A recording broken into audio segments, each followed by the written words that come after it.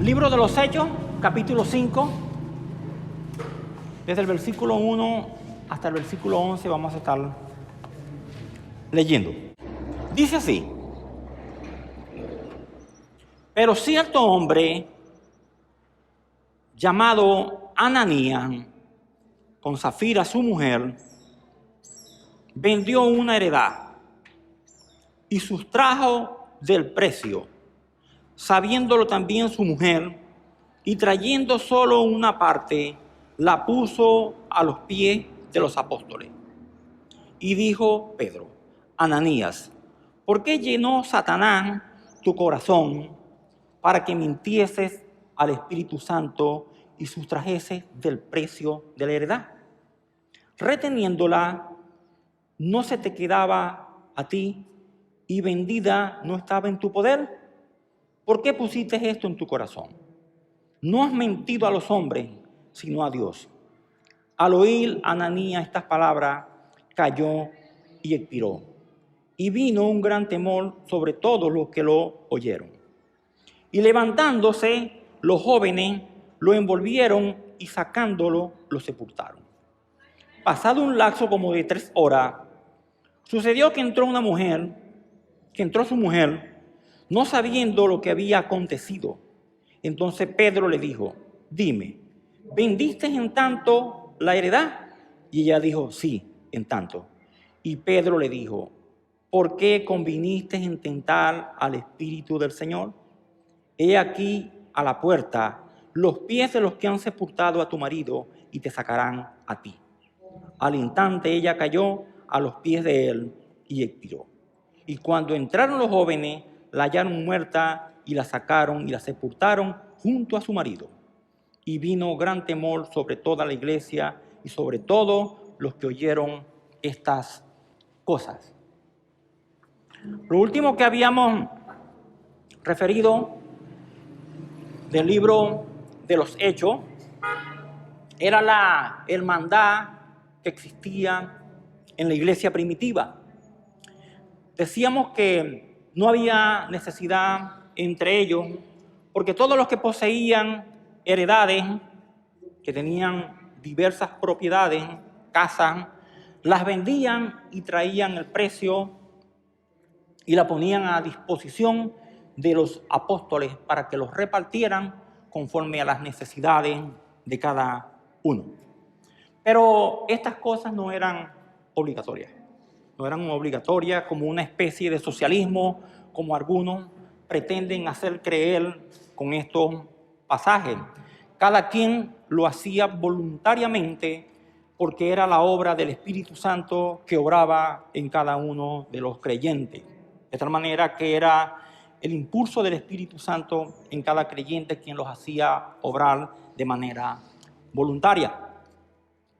Lucas, en esa narración del libro de los Hechos, nos da el ejemplo de Bernabé, quien originalmente se llamaba José, y este Bernabé era judío de origen levita, era de la tribu de Leví, que se había convertido al cristianismo. Era judío y se había convertido al evangelio. Y que lo vamos a ver porque aparece en muchísimos otros pasajes del Nuevo Testamento, porque llegó a ser ayudante y compañero del apóstol Pablo. Y cuando nosotros leemos el versículo 37, un poco antes, un versículo antes, como tenía una heredad, dice ese pasaje refiriéndose a Bernabé, dice que la vendió y trajo el precio y lo puso a los pies de los apóstoles. Es decir que Bernabé tenía una heredad y él la vendió y trajo el precio de lo vendido y lo puso a la disposición de los apóstoles.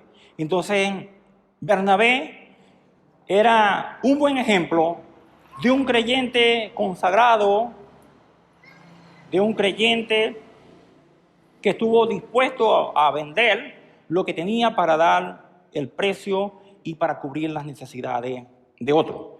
De tal manera que entonces este versículo es introductorio a este que sigue y que estamos compartiendo, porque la generosidad que mostró Bernabé, el ejemplo de Bernabé, es el contraste de la hipocresía y del engaño de Ananías y de su esposa Zafira.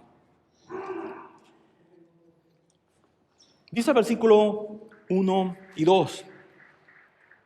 Pero cierto hombre llamado Ananías, con Zafira su mujer, vendió una heredad y sustrajo del precio, sabiéndolo también su mujer, y trayendo solo una parte, la puso a los pies de los apóstoles. Fíjense que aquí ellos se pusieron de acuerdo, vendieron una heredad y ambos estaban conscientes de lo que estaban haciendo. Y dice, sabiéndolo su mujer, dice aquí ese pasaje, de tal manera que ellos estaban conscientes de lo que ellos hacían. Ananías y Zafira, su mujer, pertenecen a la comunidad cristiana que estaba en Jerusalén, pero ellos buscaban impresionar a los demás con las cosas que hacían. Ellos estaban esperando recibir la alabanza, ellos estaban esperando recibir el reconocimiento de las demás personas. Y esto forma parte de las cosas que pasan muchas veces cuando no hacemos las cosas para Dios, sino que las hacemos para nuestra vanagloria. Entonces ellos expresamente elaboran un plan para quedarse con parte del producto de la venta de la propiedad. Y esto revela que ellos amaban más al dinero que a Dios. Por lo tanto, ellos venden la propiedad, reciben su dinero, se quedan con una parte de lo que vendieron y dan el resto a los apóstoles para que lo distribuyan. Eso es lo que ellos hacen. Y fíjense que ellos eran miembros de la iglesia. Ellos no eran unos incrédulos los que hacen estas cosas. Ellos estaban entre la multitud de los que habían creído. El versículo capítulo 4 y el versículo 32 lo dice.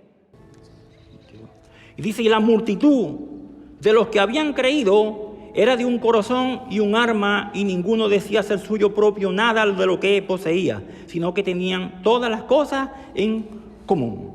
Es decir, que Ananías y su pareja, ellos eran de la comunidad cristiana que estaban en Jerusalén. Y esto pone de manifiesto que la iglesia no está exenta de este tipo de manifestaciones y de este tipo de cosas. O sea, la Biblia no es un libro para encubrir las cosas de la iglesia.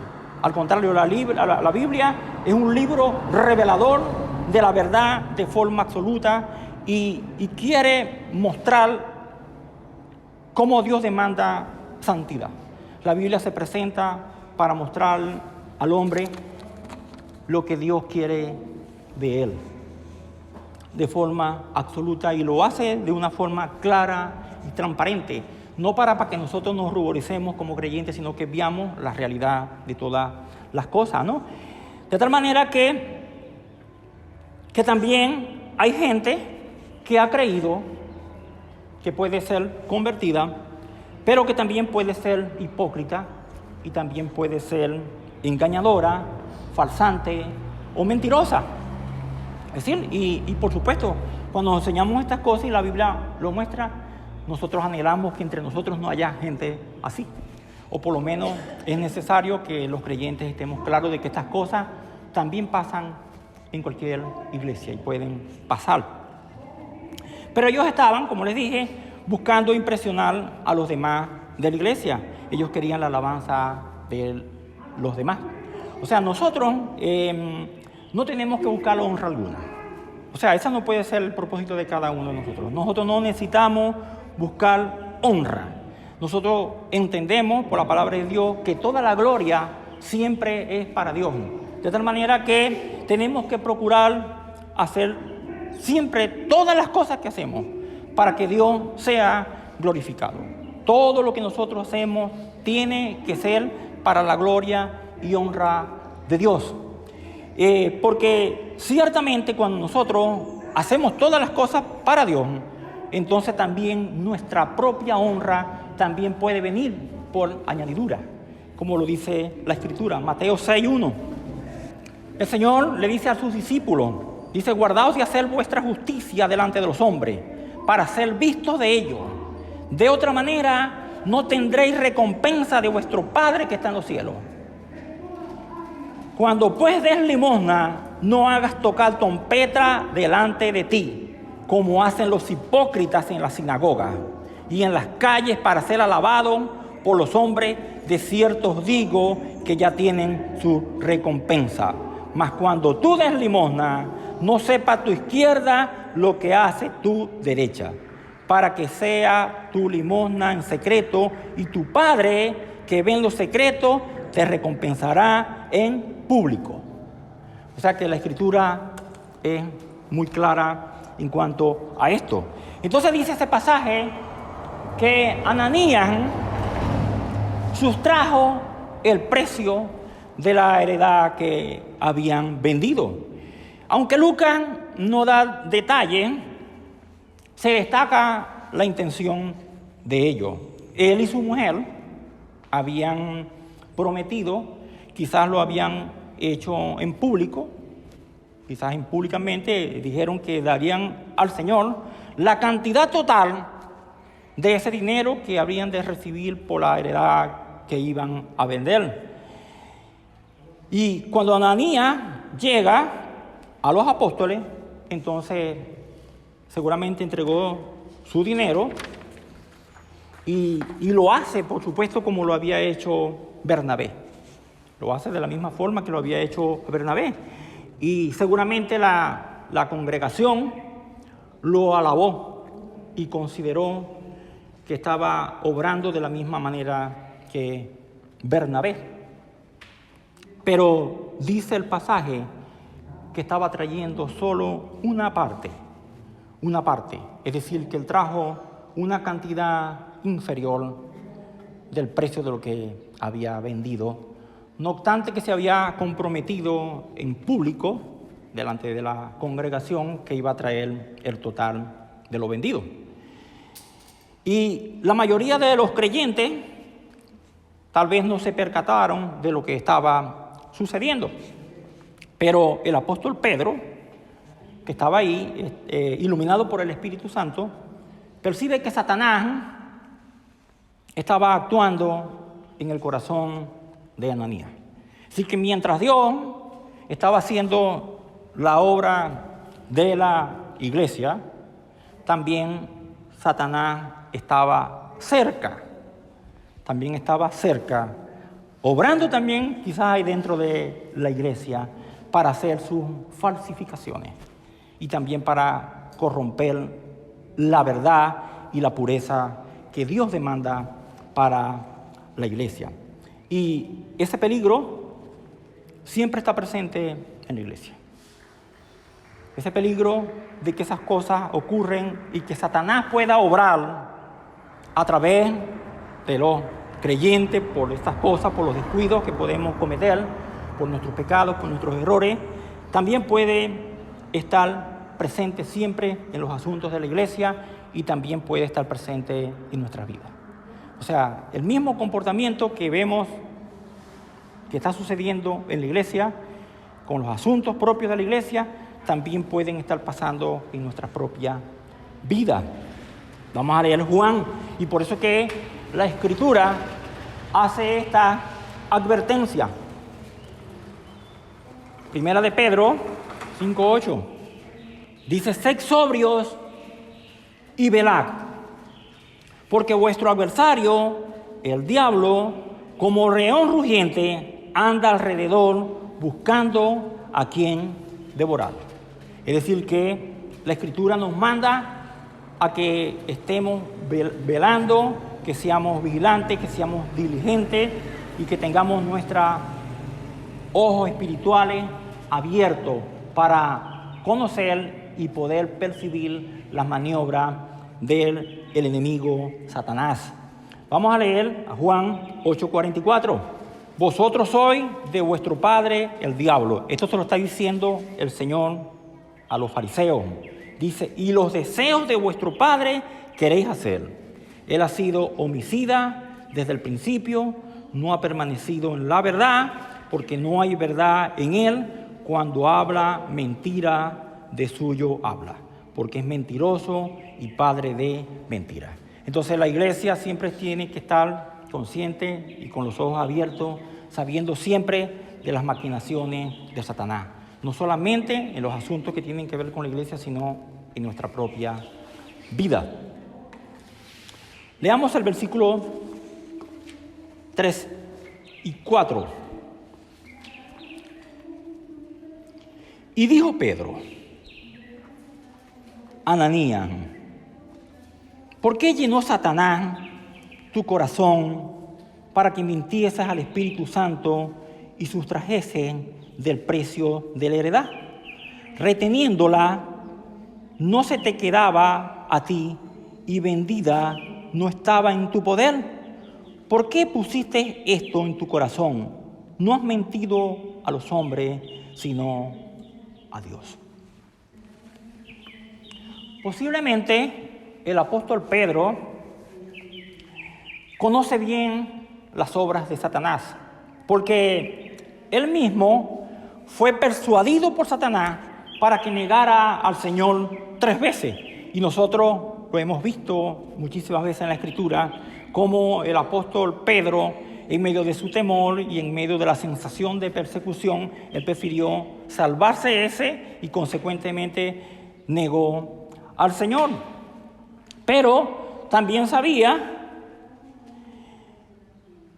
que el mismo Satanás puso también la determinación en Judas para que lo traicionara y lo entregara. O sea que el apóstol Pablo sabía que de esa manera podía Satanás obrar.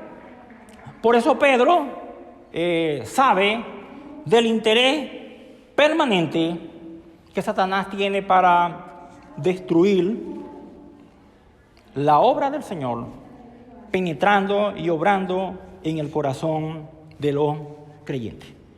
Y el apóstol Pedro, cuando escribe su epístola, deja entrever que eso no pase y que Satanás pueda obrar en el corazón de los creyentes es una responsabilidad de cada creyente, porque Satanás no tiene parte en nuestras vidas y somos nosotros quienes por nuestro descuido, por nuestra falta de cuidado, por nuestra falta de devoción, que dejamos que Él pueda obrar de esta manera para llevarnos a hacer cosas que no debemos.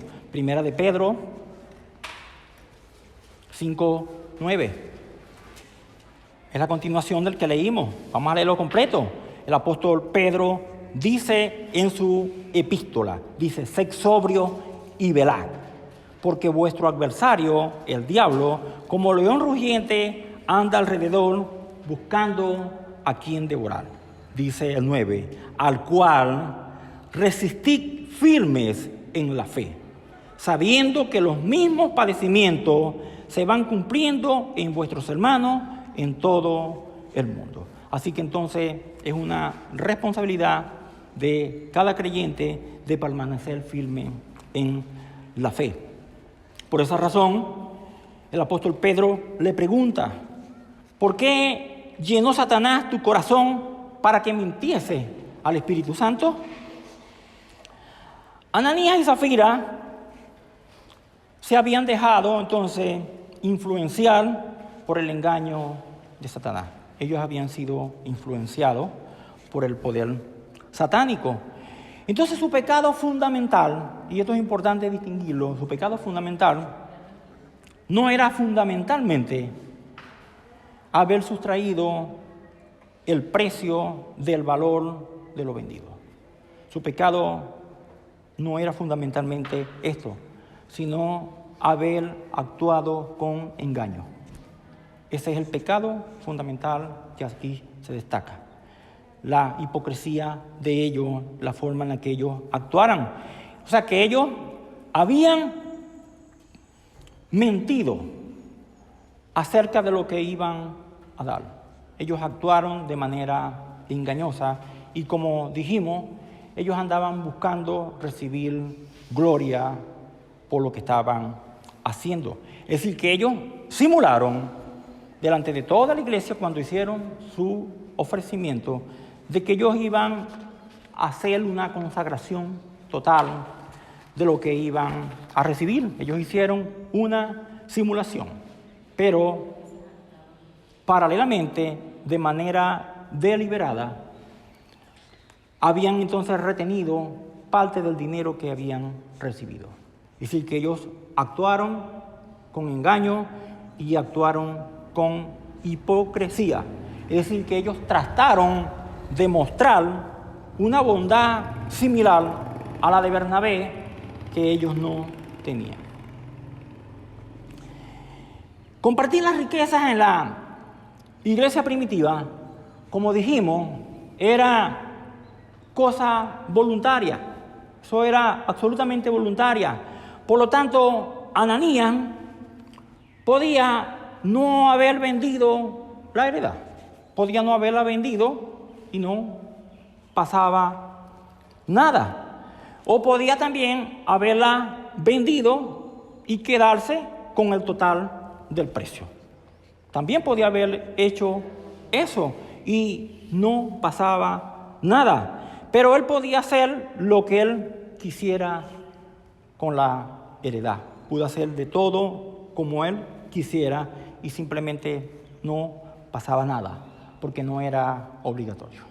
No era obligatorio y por eso Pedro le dice en el pasaje, reteniéndola, no se te quedaba a ti.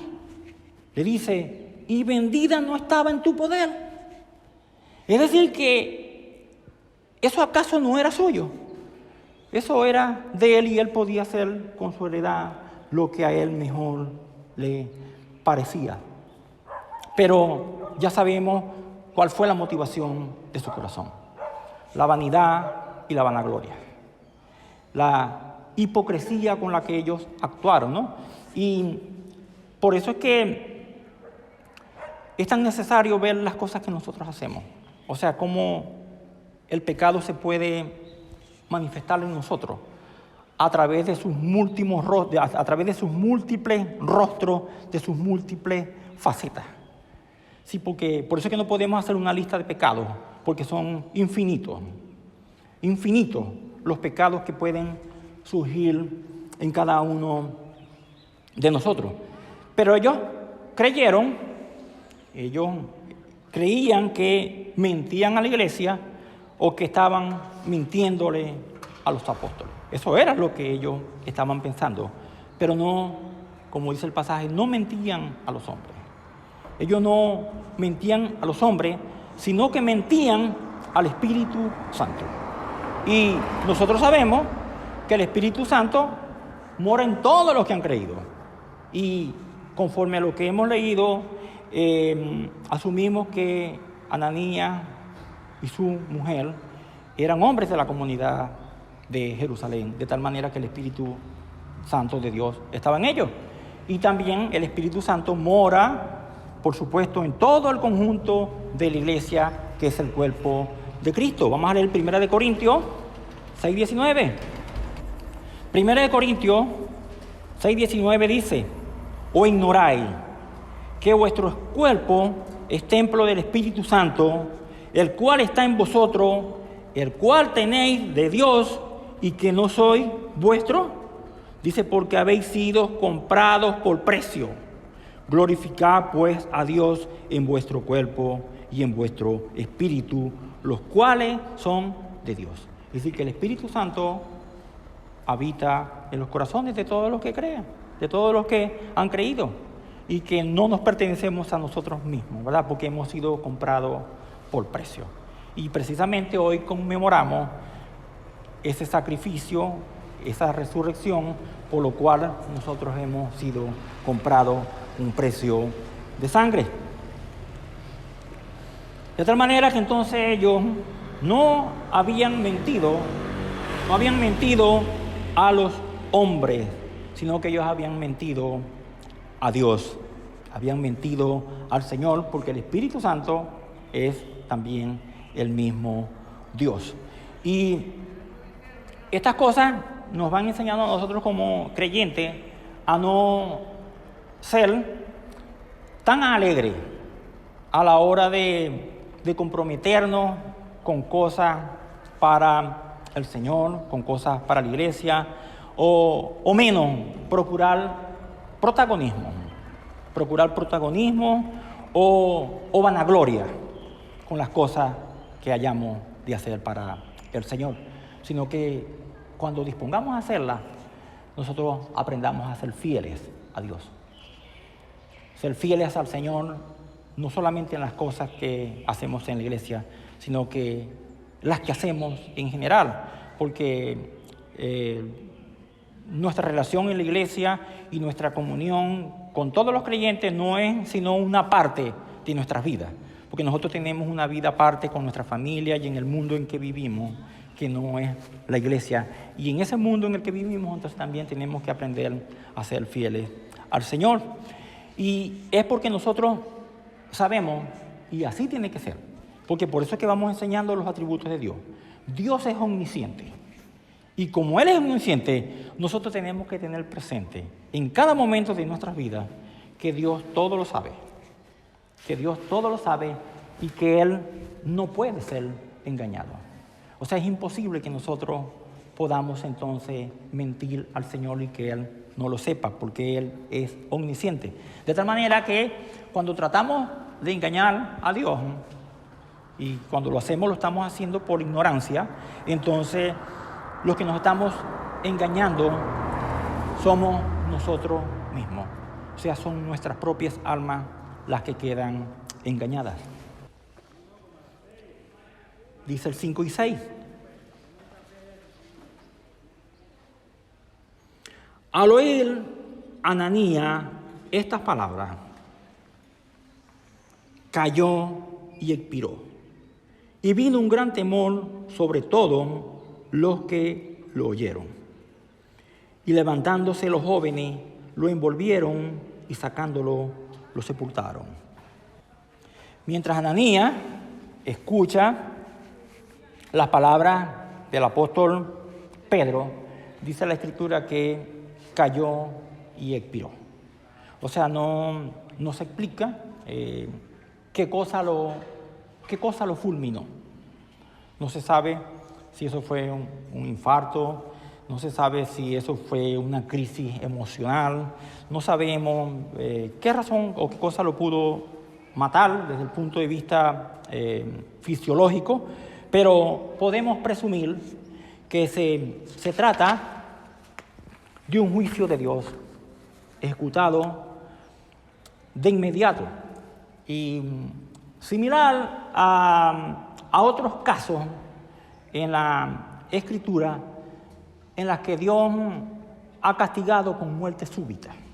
Y hay otros pasajes en la Escritura que revelan que hubieron otras ocasiones en que personas murieron de forma súbita. Y un caso son los hijos de Aarón, que se narran en Levítico, ¿sí? En el caso de los hijos de Aarón, por el fuego extraño. Vamos a leerlo, Levítico 10, 1 y 2.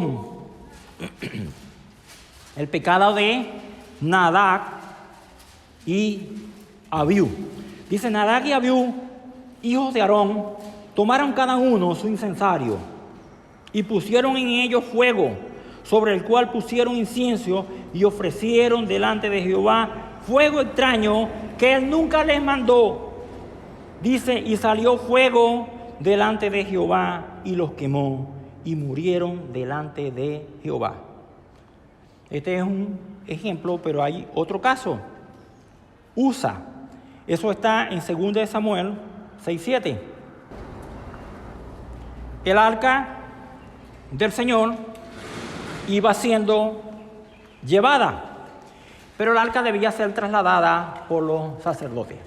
Y el arca no podía ser tocada, debía ser llevada con unas varas que Dios, cuando estudiamos sobre el tabernáculo, vimos que Dios dispuso construir unas varas para hacer esa obra.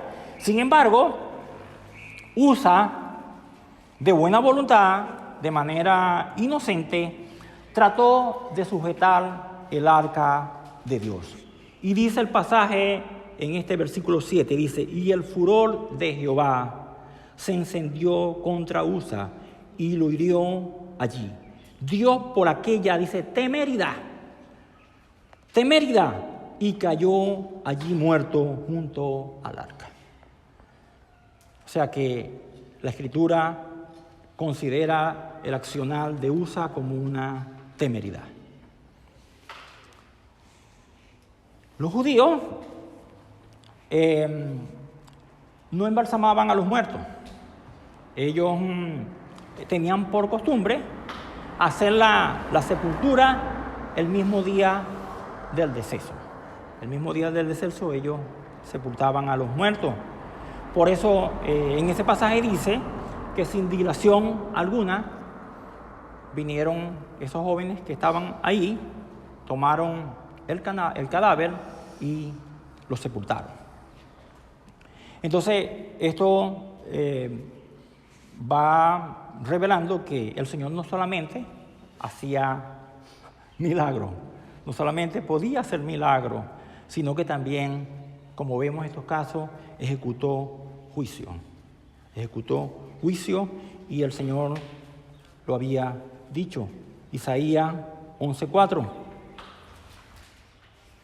Sino que juzgará con justicia a los pobres y arguirá con equidad por los mansos de la tierra, y herirá a la tierra con la vara de su boca, y con el espíritu de sus labios matará al impío.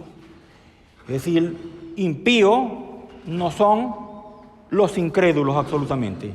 Impío es todo el que obra sin temor a Dios. Todo el que obra sin temor a Dios, así sea un creyente, está actuando impíamente. De tal manera que el Señor entonces ejecutó juicio sobre estas personas.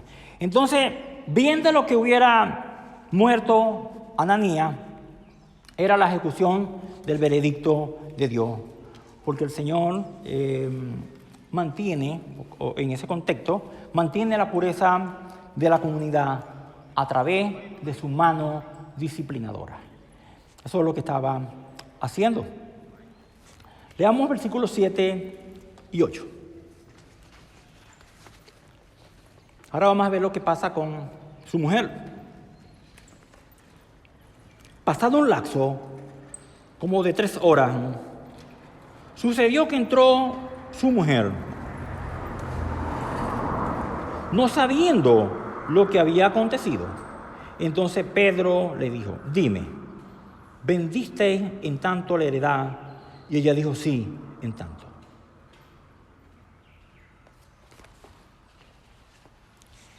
La mujer de Ananías debe haber estado lejos del lugar donde se reunían los apóstoles y no se había enterado de la muerte de su marido.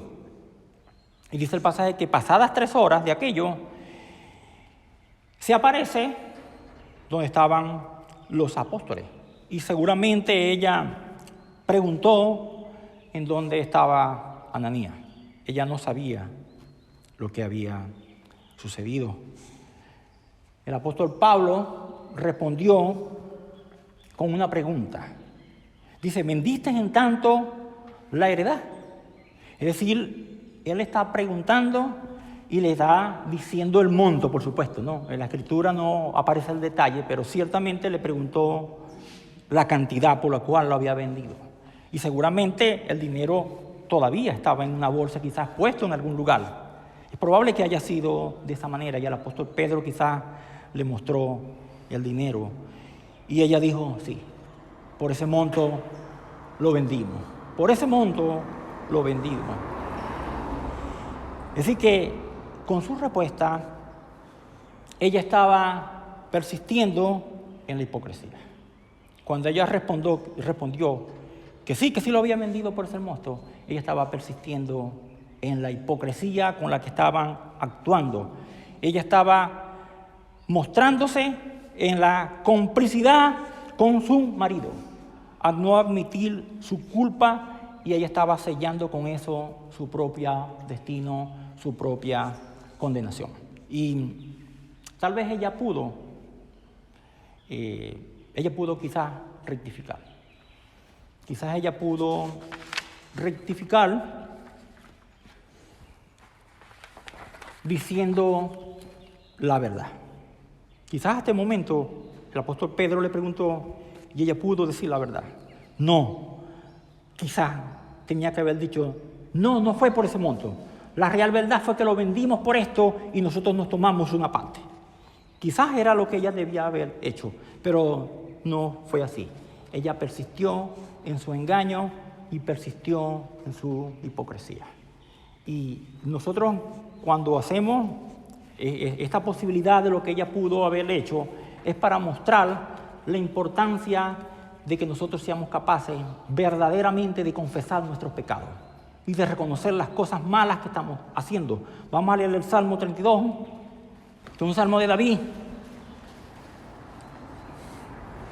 Dice así: mientras callé, se envejecieron mis huesos en mi gemir todo el día, porque de día y de noche se agravó sobre mí tu mano. Se volvió mi verdor en sequedades de verano, Selah. Mi pecado te declararé, y no encubrí mi iniquidad. Dije, confesaré mis transgresiones a Jehová, y tú perdonaste la maldad de mi pecado. Es decir, que nosotros todos decimos ciertamente que somos pecadores. Y sobre todo nosotros, porque somos iglesia, con más razón debemos estar bien convencidos de que somos pecadores. Y nosotros reconocemos ciertamente todos que somos pecadores. Pero cuando vienen las chiquitas, cuando vienen las cositas menudas, y que es necesario declarar y confesar aquellas cosas malas que hemos hecho, entonces no lo hacemos. Es decir, ciertamente decimos, sí, yo soy pecador, pero cuando he hecho cosas pequeñas y alguien me increpa para decirme o corregirme, entonces las niego. Y no soy capaz de decir, sí, es verdad, yo lo hice. Yo hice ese pecado, yo cometí esa maldad, yo he engañado, yo he hecho esto, aquello. De tal manera que si nosotros nos preguntamos a sí mismos, si reconocemos que somos pecadores, decimos, sí, somos todos pecadores. Pero en los detalles pequeños, cuando habemos cometido falta y ofendemos a Dios con toda nuestra maldad, entonces nos cuesta un mundo ser capaces de decir, sí, Señor, yo hice tal cosa, me arrepiento y yo lo reconozco, porque ciertamente me es difícil reconocerlo. Y eso, por supuesto, eso es revelador de hasta dónde llega nuestra condición pecadora. Es revelador de que nosotros mismos nos queremos justificar de manera permanente por nuestra maldad. Y por eso actuamos con hipocresía.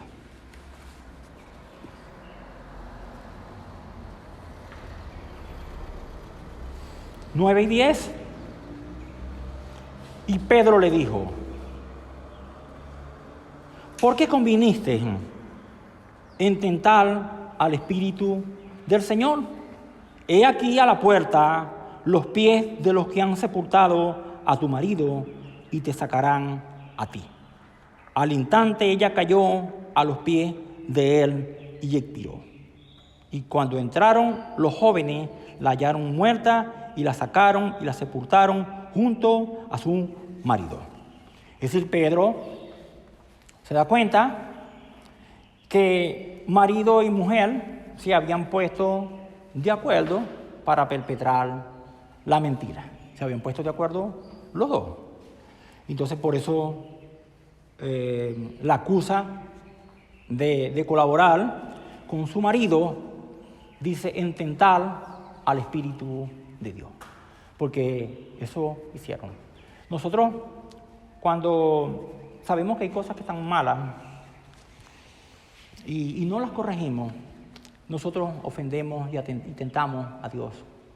O sea, cada vez que nosotros persistimos en nuestro pecado, a sabiendo que los cometemos y a sabiendo que estamos haciendo cosas malas, nosotros tentamos también a Dios cada vez que hacemos cosas. O sea que nuestra perseverancia en el pecado conscientemente es una forma de nosotros también tentar al Señor. Y por supuesto que al ella no reconocer su engaño, sino que perseveraba en él, ella fue lejos de la paciencia de Dios. Y en el Antiguo Testamento, Dios dio a su pueblo un mandamiento, y ese mandamiento decía: no tentaréis a Jehová vuestro Dios. Está en Deuteronomio 6:16.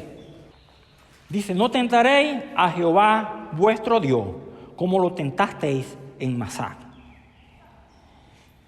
Sin embargo, a pesar de eso, ellos llegaron a tentar al Señor muchísimas veces, por lo cual ellos llegaron a hacerse acreedores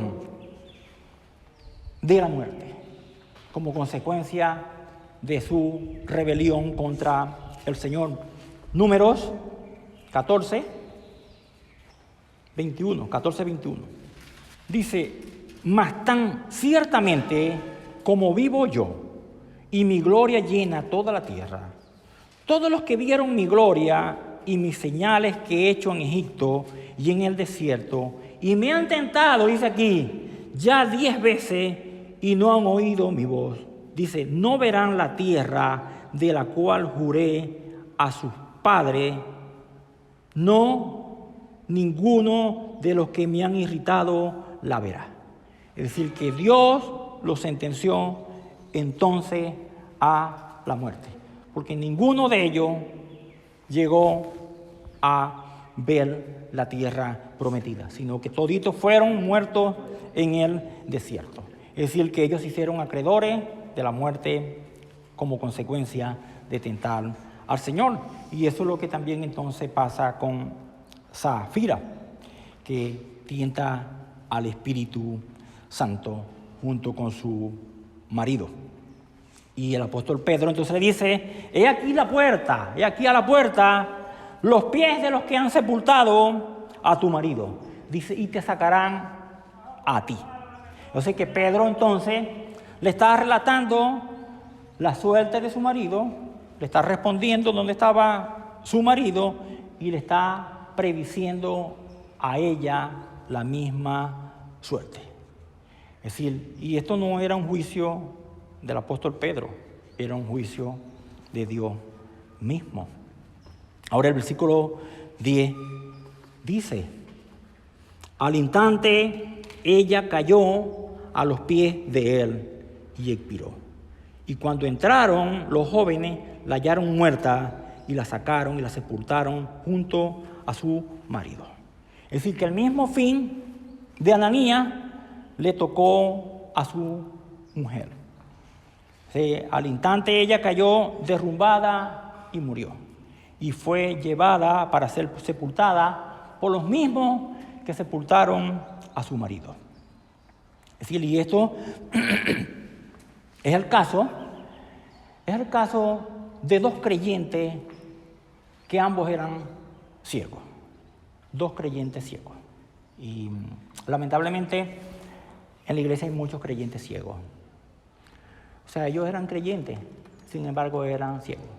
Y nosotros somos ciegos en la medida que no somos capaces de reconocer todos los pecados que estamos cometiendo, todas las cosas malas que estamos haciendo. Y evidentemente que el hecho de que ellos fueran creyentes y que viniera un juicio de Dios sobre ellos no quita de ellos su salvación. La salvación es segura, pero aún así Dios le envió una muerte anticipada como consecuencia de su hipocresía, como consecuencia, por supuesto, de su ceguera. Entonces no seamos nosotros ciegos como creyentes, sino que nosotros velemos y oremos, y pidámosle al Señor siempre que nos revele nuestros pecados, para no obrar, para no actuar, para no comportarnos de la manera hipócrita y de la manera engañosa conforme a la cual actuaba Ananías y su esposa, sino que aprendamos a ser fieles al Señor en todas las cosas.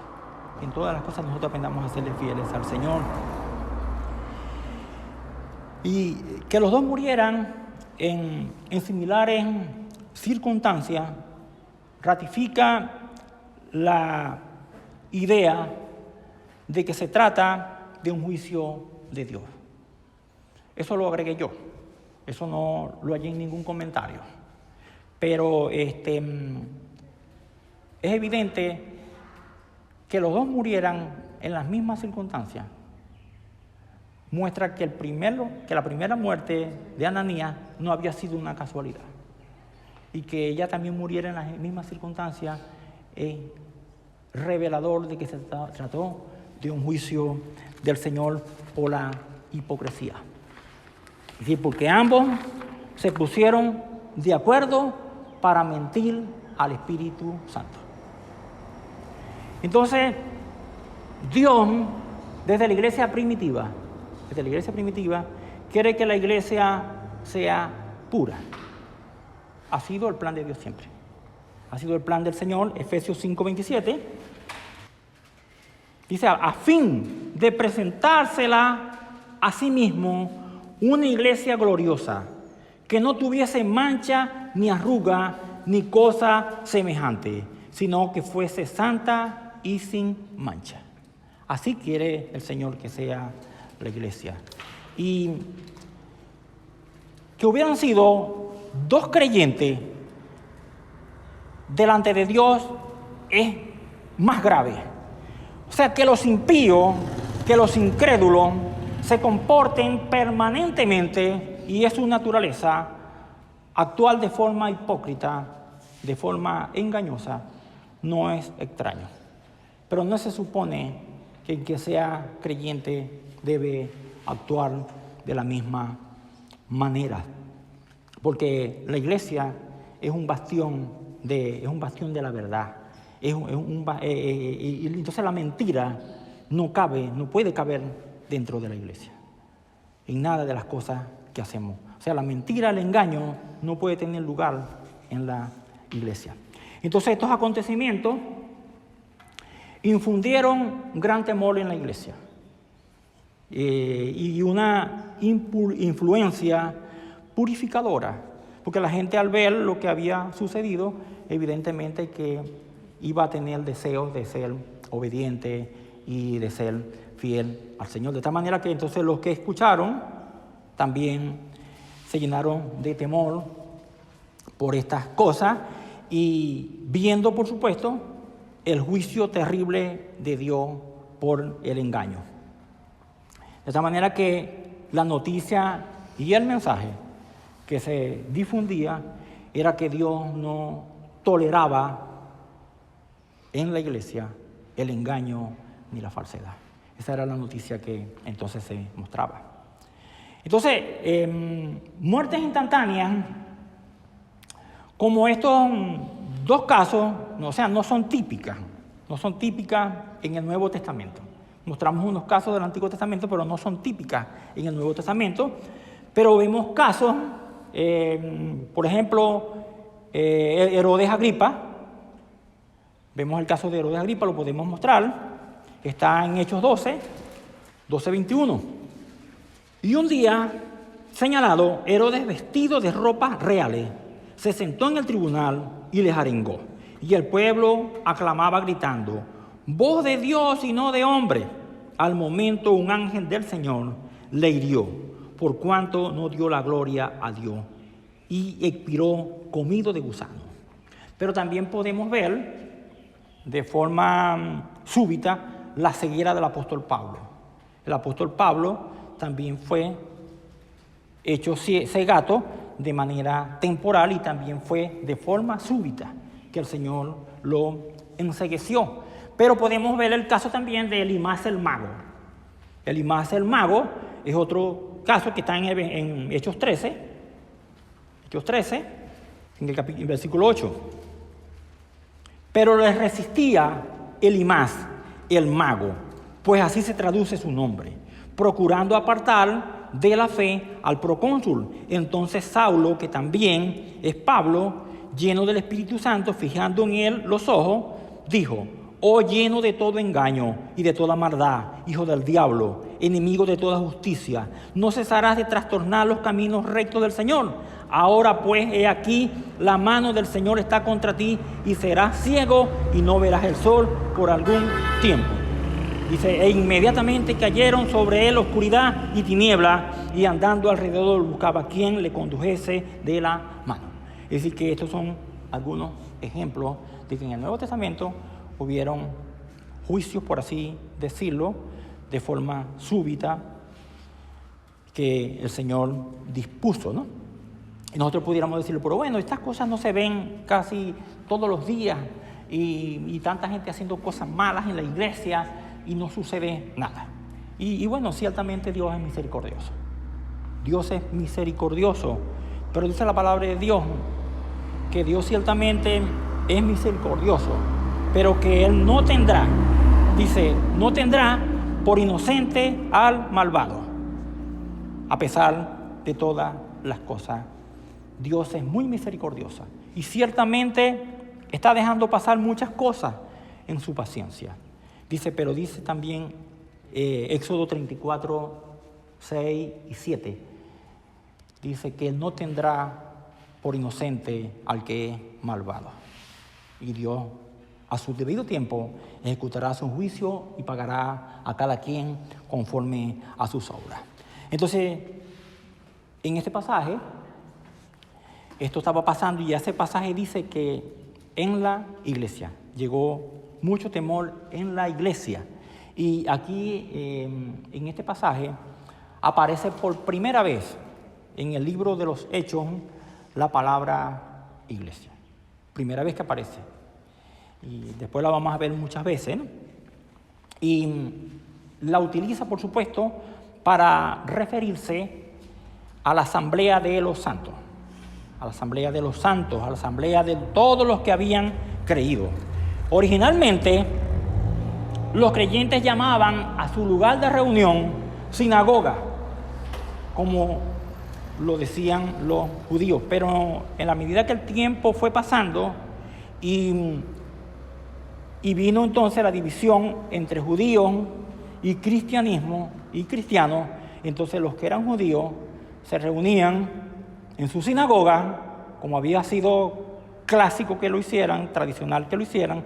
Entonces los creyentes empezaron a reunirse en lo que ahora se llamaba iglesia, la congregación de los que habían creído.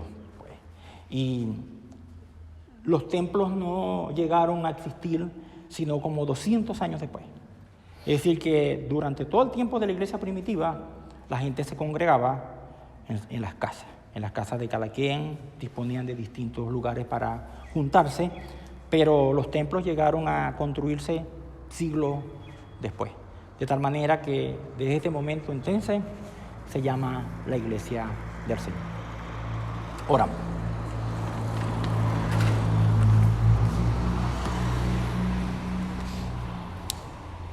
Padre, en el nombre de Jesús, te bendecimos a ti, Padre Santo. Te damos, Señor, a ti todo honor y gloria, Señor. Nosotros, Padre, te queremos honrar, Señor, en esta mañana, Padre, en este momento. Queremos disponer, Señor, este momento para agradecerte, Señor, tu misericordia, Señor, para con nosotros, Padre, porque eres tú, Señor, quien nos ha redimido, Señor. Eres tú, Señor, quien nos ha librado, Dios, de la condenación. Y eres tú, Señor, quien nos ayuda, Señor, a santificarnos, Padre Santo. Eres tú, Señor, que a través de tu palabra, Señor, nos ayuda, Señor, a limpiarnos, Dios, de nuestro pecado, de nuestra maldad, Padre. Nosotros te pedimos, Señor, que tu Espíritu Santo pueda mostrarnos, Señor, todos nuestros pecados, nuestra maldad, de tal manera, Señor, que no andemos en las tinieblas, Señor, que no andemos en la oscuridad, Señor, que no vivamos, Señor, en la hipocresía y en el engaño, Señor, sino que aprendamos, Señor, a reconocer nuestros pecados, Señor, confiando, Señor, en que tú eres nuestro Dios y eres tú, Señor, quien nos guarda, eres tú quien nos ayuda, Señor, y que solamente en ti, Padre, podemos tener esa confianza de la salvación, Padre, a pesar de toda nuestra maldad, a pesar de nuestros pecados, Señor. Nosotros te damos toda gloria y todo honor a ti, en el nombre de Jesús. Amén.